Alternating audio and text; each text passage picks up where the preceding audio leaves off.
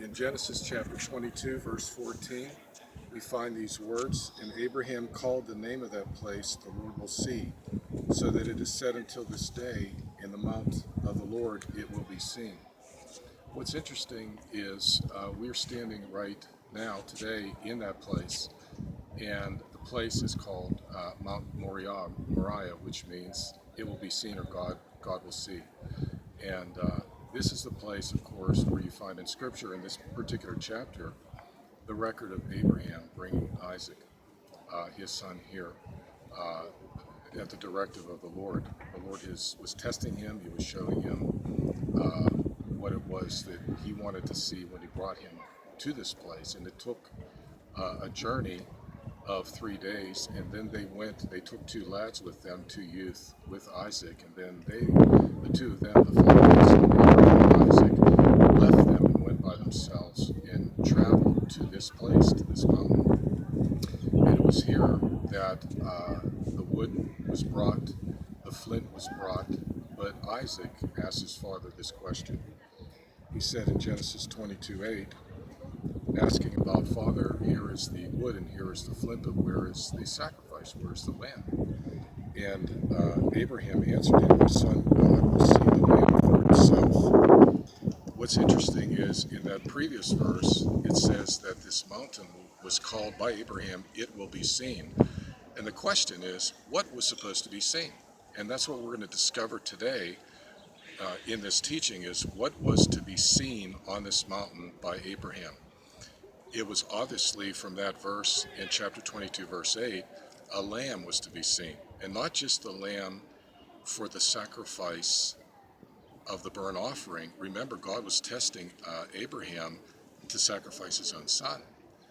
And as he built the altar here on Mount Moriah, and as he laid the wood on the altar, and as he laid his son Isaac on that altar, an angel from heaven spoke to Abraham and said, keep your hand, stay your hand, don't touch the child. And it says that God said, "Now I know that you fear me." So it was a test from God to Abraham, who is the father of the faith, and he's also the father of the nation, of the Hebrews. He was the first Hebrew. He crossed over. Hebrew means to cross over. He came from Ur of Chaldees all the way east, which is now modern-day Iraq, all the way over here. And he made that journey, and he crossed over by faith. That's why he's the father of the faith. But he's also the father of a nation, not of those just who believe into Christ, who was to come, and is actually the lamb that was going to be seen.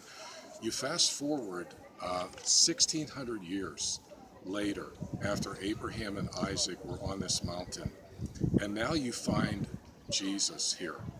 1,600 years later. Of course, 1,000 years before that, David was here. But now Jesus comes here. And it says in John chapter 8, all of John chapter 8, Jesus is teaching in the temple. It's where the woman was caught in the adultery. It's where he taught about him being the light of the world. And it's also where his disciples came to him. And it's where Jesus spoke about knowing the truth and the truth setting you free. And he began to teach them things. But it says in chapter 8, verse 2, it says, "At dawn, he," meaning Jesus, "arrived in the temple." So we see from that scripture that he came here, and he often came here. But he came here, and then as he began to teach and speak to the Jews who believed in him, and they were giving him a hard time, actually calling him, Jesus was saying to them at one point, "You're of your father the devil," even though they believed in him, because they were not believing by faith in him, they were receiving him. And they were saying, "Well, we're Abraham's seed, we're Abraham's children, we've never been slaves to anyone." And Jesus was trying to reveal something to them. And it says in chapter 8, verse 56, towards the end of Jesus speaking to them in this area, he said, "Your father Abraham leaped for joy." What's really interesting is the word there, leaped for joy. It literally means to be exceedingly gushing and jumping.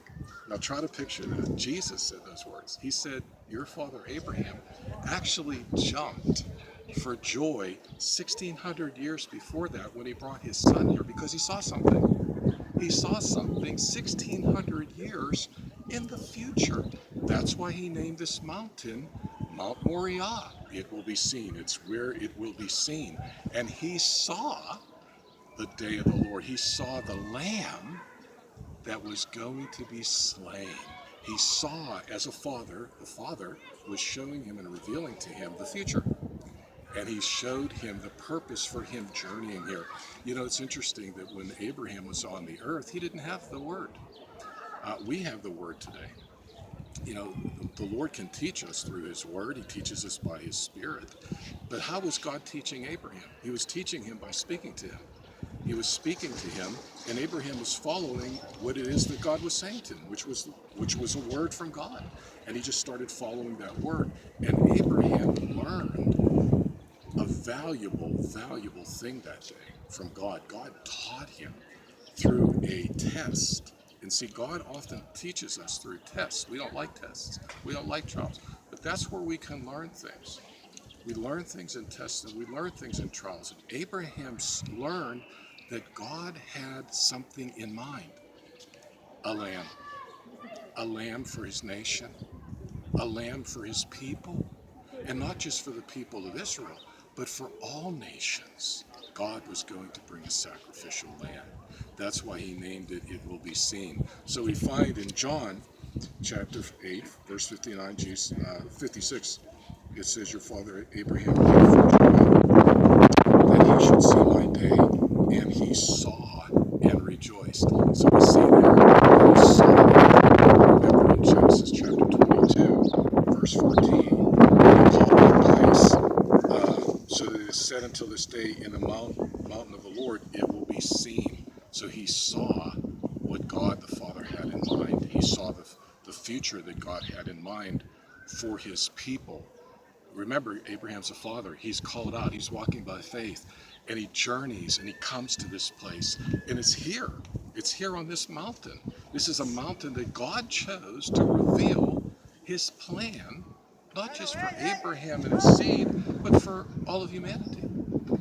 So we go on and we see in Hebrews chapter 11, verse 19, that it says, again speaking about Abraham, reckoning that God was able to raise even from the dead, from where indeed he obtained him in a parable. So Abraham had a revelation that day that he was here with Isaac. See, sometimes the test may seem hard. Sometimes when God tells us to do something, we think, God, it's so difficult that you're asking me to sacrifice my son. But God has something different in mind that was beyond Abraham's comprehension. Remember, the word Hebrew means to cross over, to go beyond.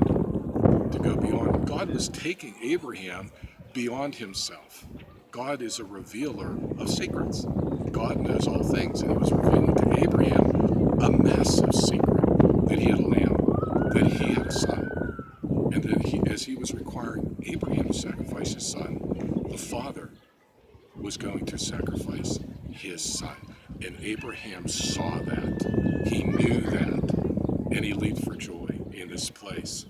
And he even had a revelation of the resurrection, because we see in Hebrews where he reckoned that God could raise him from the dead. If he required him to put that knife into his son, he reckoned at that time that God could raise him from the dead. So God had brought Abraham to the point of believing in resurrection. So there was a death and a resurrection of revelation that was going on this mountain that we're standing on right now. Some people say, oh, you don't want to go to Israel. You know, what do you need to go to Israel for? God's everywhere. God is everywhere. God, the Spirit of God is present all over the world. There's nowhere that he's not. But the reality is, this is the land that God gave by covenant to Abraham. He made a covenant with him. And if you're a follower of Jesus, it's important to understand covenant, because God is a covenant God. He keeps covenant.